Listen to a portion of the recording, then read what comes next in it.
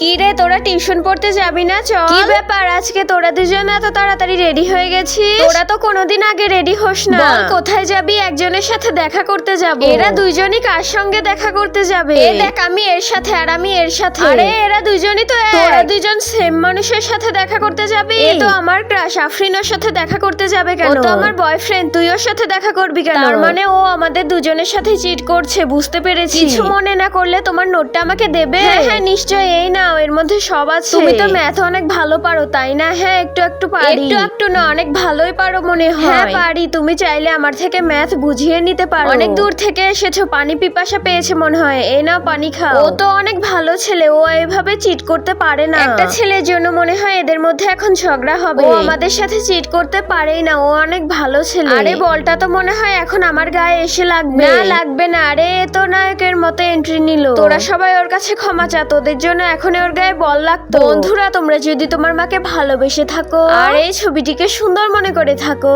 তাহলে ভিডিওতে একটি লাইক করে চ্যানেলটি সাবস্ক্রাইব করে দাও।